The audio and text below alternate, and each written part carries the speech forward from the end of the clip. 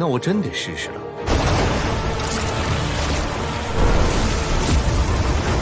有本事，先过我这一关再说。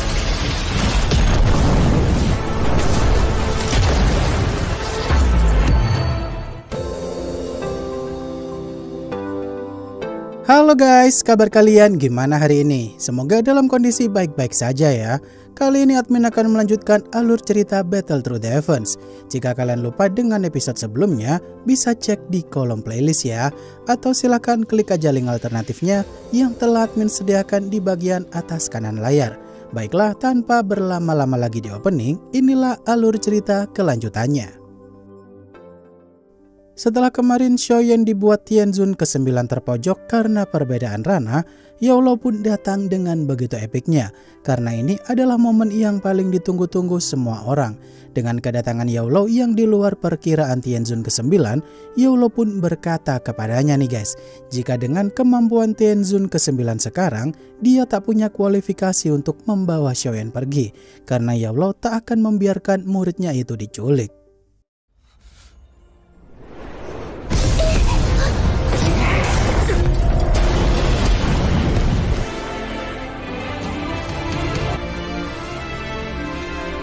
要想带走我的弟子，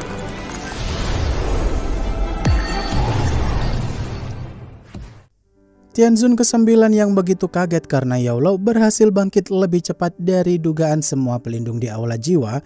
Tentu aja momen kebangkitan Yolo ini bikin Master Feng dan semua pihak Pavilion Bintang Jatuh seketika senang. Di momen ini Tianzun ke-9 yang udah tak sabar pengen menguji seberapa banyakkah kekuatan Yolo pulih dengan tubuh fisiknya itu. Dimana Yolo pun meminta Xiaoyan untuk membantu teman-temannya aja karena Yolo mau buy one melawan Tianzun ke-9. 不知道老师现在实力几何？老师终于恢复了。刚才那一场，你先去帮其他人。药尘，你的身体竟然恢复了！太好了，我们星云阁有救了！小尘。 Tianzun ke-9 yang mulai melancarkan serangan dengan skala besar untuk menyerang Yolo. Kata Yolo sih dia hanya perlu serangan simpel doang untuk menangkis serangan Tianzun ke-9 itu.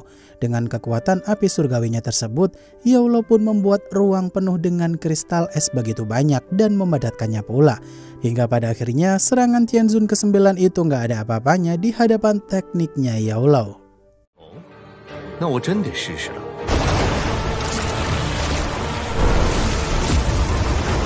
有本事，先过我这一关再说。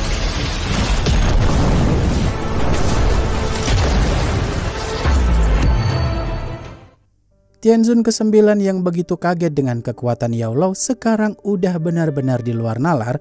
Yolo pun berkata nih guys, jika kekuatan Tianzun ke-9 setingkat Douzun 8 itu tuh bukanlah tandingannya. Di momen ini Yolo yang melihat rekan-rekannya cukup kesulitan melawan para pelindung Aula Jiwa yang rata-rata di ranah Douzun menengah, Yolo pun melenyapkan semua pelindung Aula Jiwa itu tanpa terkecuali dan hanya menyisakan Tianzun ke-9 doang. Walau mereka kabur ke ruang hampa sekalipun, tetap nggak bisa kabur dari cengkeraman Yolo.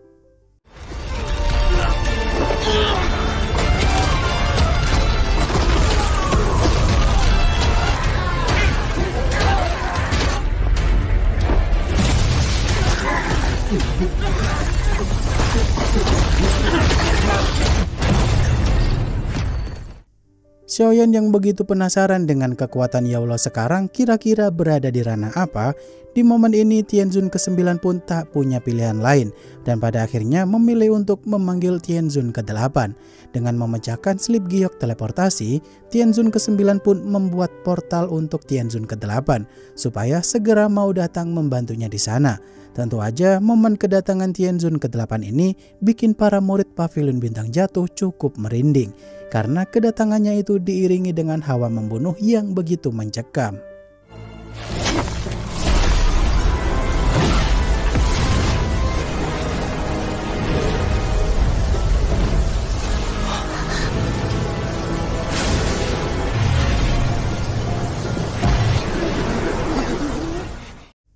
Tianzun ke-8 yang awalnya cukup jengkel karena Tianzun ke-9 memanggilnya untuk bantuin nyerang pavilion bintang jatuh. Di momen ini Tianzun ke-8 pun dibikin kaget juga nih guys, kalau Yao Lao ternyata udah punya tubuh fisik aja. Kala itu Tianzun ke-9 nyuruh Tianzun ke-8 untuk jangan banyak omong dan langsung pakai serangan gabungan aja. Karena mereka mengira Yao Lao berada di ranah Dozun bintang 9 dan bisa mereka kalahkan bersama-sama.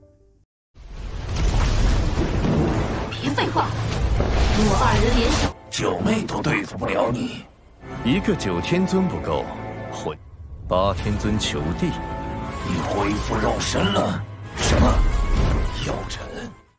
Tianzun ke-9 yang mulai memadatkan embun racun yang diciptakan oleh Tianzun ke-8, terlihat jika semua embun padat itu dikumpulkan di satu titik dan menjadi suatu gumpalan yang begitu besar. Setelah itu Tianzun ke-8 dan ke-9 itu pun memulai menyatukan kekuatan mereka untuk memadatkan gumpalan itu jadi bentuk yang lebih kecil lagi.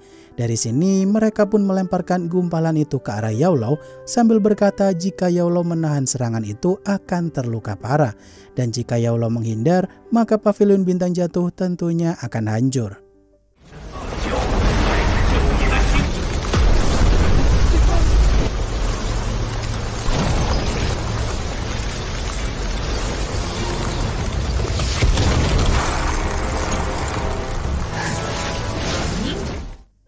Yao Lao yang hanya mengangkat satu lengan doang untuk menghentikan pergerakan serangan gabungan Tianzun ke-8 dan ke-9 sampai tak bergerak sedikit pun, tentu aja semua orang di sana pun terkaget-kaget. Kenapa serangan sekuat itu bisa dihentikan total? Kata Yao Lao sih, dia sekarang bukanlah berada di ranah Dozun puncak atau bintang 9, melainkan di ranah Bansheng atau setengah langkah menuju Dosheng, yang tentunya Yao Lao punya sebagian kekuatan kultivator Dosheng. 半生，就算是9星斗尊巅峰，这怎么回事？停！ Xiaoyan dan kawan-kawan yang begitu kagum melihat kengerian Yao Lao menggunakan kekuatan Banshengnya itu. Tanpa pikir panjang sih Tianzun ke-8 dan ke-9 yang ketar-ketir pun langsung kabur dari sana. Karena mereka sadar diri kalau mereka tak akan mampu melawan Yao Lao. Walau mereka kabur ke ruang hampa sekalipun, masih tetap bisa diserang Yao Lao dari kejauhan. Tapi sayangnya mereka hanya mengalami luka serius doang dan pada akhirnya berhasil kabur.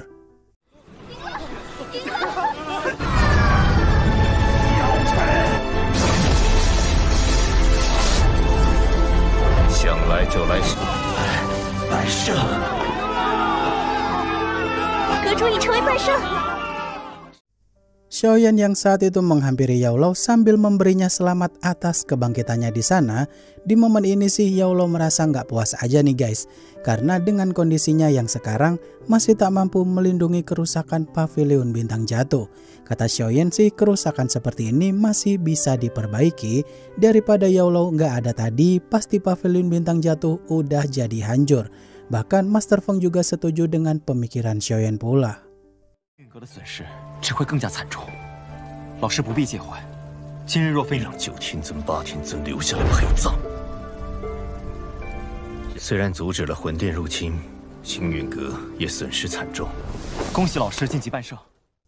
Beberapa hari kemudian, Xiaoyan yang pulih total setelah dia berkultivasi memulihkan diri.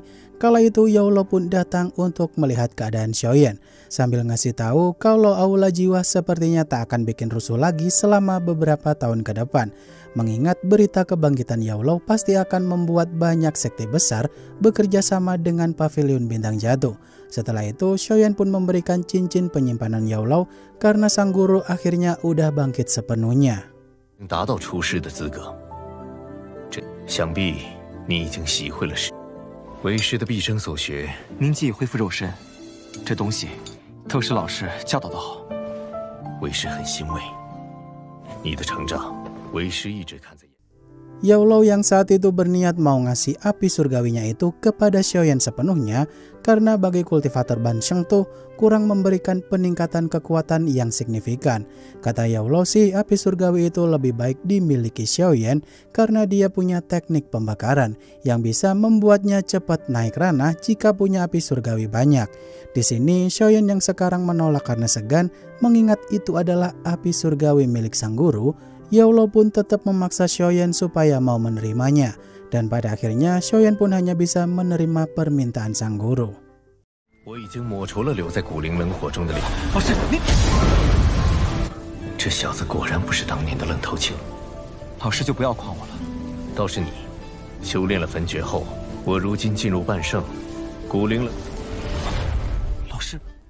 Yaolou yang sempat bertanya perihal pecahan peta tempat api surgawi kelas atas yang dulu didapat Xiaoyan apakah ada pecahan lain, kata Xiaoyan sih mungkin pecahan lainnya ada di tempat lain di dataran tengah sana. Sebelum Yaolou pergi, dia ngasih tahu Xiaoyan jika Yanran pengen ketemu Xiaoyan. Setelah itu, ketika Xiaoyan mau menemui Yanran, seketika Yanran pun merasa menyesal jika pria yang dulu dia remehkan sekarang udah di ranah Dozun aja. Ditambah lagi dia salah satu wakil ketua Pavilion Bintang Jatuh. 纳兰家的那丫头来星陨阁找你，对你的帮助远非古灵冷火所比，竟连妖火，连为师也为。自从在黑角域得到过一块后，不仅是斗尊强者，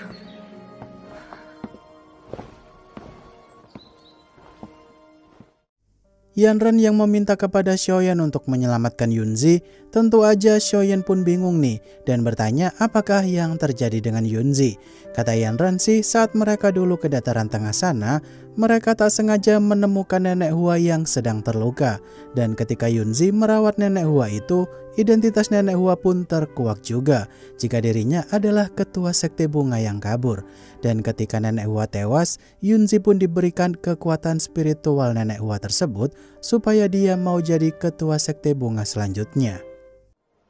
老师带着我抵达中州，我想请你救救老师，还把宗主玉牌交给老师，希望他成。后来，花婆婆大限将至，便施以援手相助。是在花宗第2年，我们机缘巧合下成了花宗的一名。 Xiaoyan yang bertanya apa yang sebenarnya terjadi karena sepertinya gak ada yang salah dari cerita itu. Yanran pun ngasih tahu Xiaoyan kalau yang jadi masalah adalah wakil ketua sekte bunga bernama Huajin, di mana Huajin yang tahu jika Yunzi punya segel kekuatan ketua sekte Hua yang telah meninggal. Dia pun menantang Yunzi untuk bertarung antar calon penerus ketua sekte bunga. Dan yang jadi masalah bukan hanya Huanjin doang, tapi kekasihnya Huanjin yang berasal dari sekte langit mendalam ikut campur dalam perebutan tahta tersebut. 会和猎人妖花邪君一起约战。则那花锦早就下手了。花宗内绝大部分的长老，那花锦只不过是代宗主，可没想到花锦得寸进尺。 花锦逼老师交出宗门玉牌。 Xiaoyan yang masih belum berani ambil keputusan karena kata Yanran sih jika segel ketua sekte Hua tidak stabil saat dimurnikan oleh Yunzi. Di momen ini Yaolou pun datang ke tempat itu sambil ngasih tahu Xiaoyan kalau sekte langit mendalam dan Pavilion Bintang Jatuh dari dulu tuh berselisih mulu. Dan jika kekasih Huajin beneran calon penerus ketua sekte langit mendalam berikutnya, maka ini adalah momen yang sangat tepat untuk bikin sekte langit mendalam kehilangan bakat calon ketua sekte berikutnya.